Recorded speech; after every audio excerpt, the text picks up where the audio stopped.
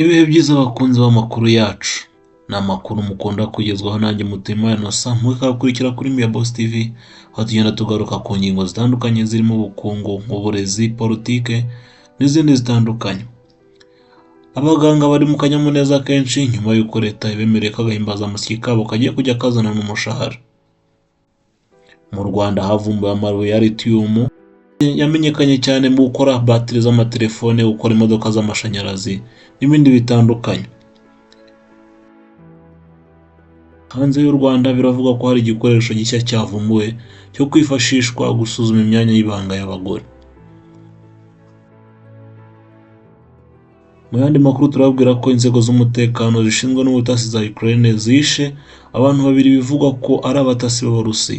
No muri Kongo kandi umutwe wa 23 washinze leta ya Kongo kwica abantu bayo 4 ikabyita impanuka.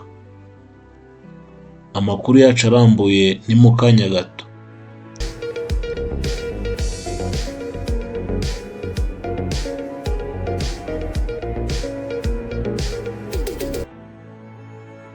Agahimbazamusyi k'abaganga kagiye kujya gatangirwa rimwe n'umushahara wabo. Eric Niyonkuru arakomeza.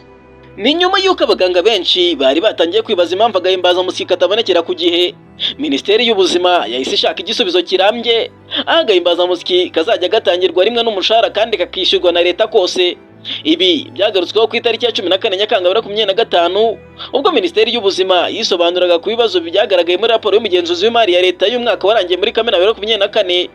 Raporo yagaragaje ko agahimbazamusyi k'abaganga katinze hagati y'iminsi 201 n'iminsi 535.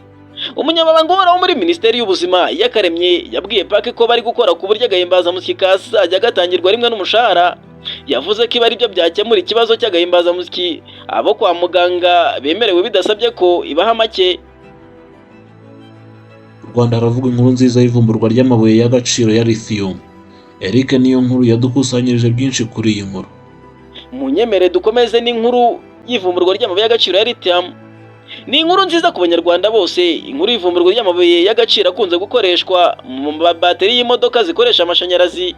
Ikigo gikora imirimo ijyanye n'ubucukuzi bw'amabuye y'agaciro Atarian cyatangaje ko ubushakashatsi bw'ibanze cyakoze bwagaragaje ko mu Rwanda hari amabuye ya lithium ya mbere meza. Ibi byemejwe nyuma y'ubushakashatsi bwakozwe na Atarian ikomoka mu Bwongereza ifatanyije n'ikigo cya Rio Tinto gisanzwe gikora ubucukuzi bw'amabuye y'agaciro mu Rwanda, bwakorewe mu majyepfo y'u Rwanda.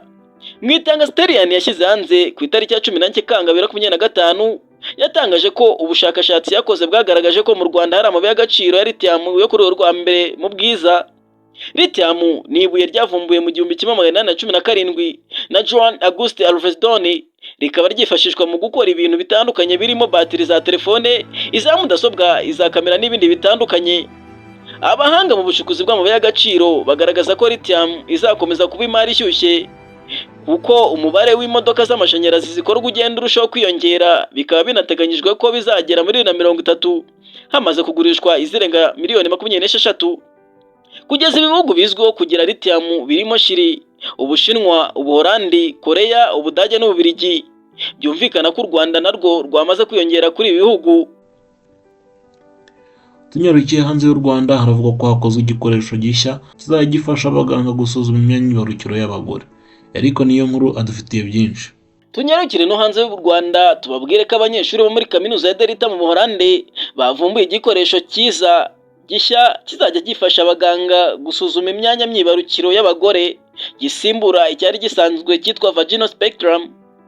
Impamvu yo gukora igikoresho gishya cyitwa Lilium, abanyeshuri batangaje ko vaginal spectrum yabangamiraga abagore kuko ibikonje kandi ikanababaza bitewe n'uko ikoze mu cyuma.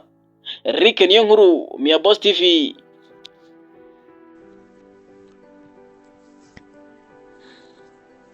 Tunyarukiye mu gihugu cy'abaturanyi muri Kongo, umutwe wa 23 washinje leta ya Kongo kwica abantu bayo 4 ikabyita impanuka.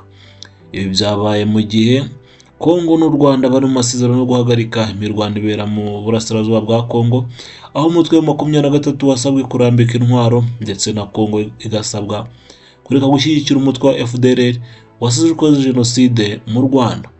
U Rwanda rwasabwe kandi gukura ingabo zarwo muri Kongo, ariko rudahwema guhakana ko nta ziriyo.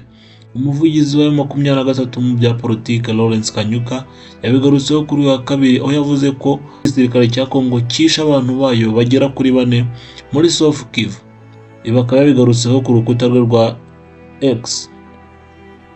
Ukraine yavuze ko abantu 2 bakekwaho kuba abatasi b'Uburusiya bishwe n'abakozi bashinzwe iperereza ba Ukraine.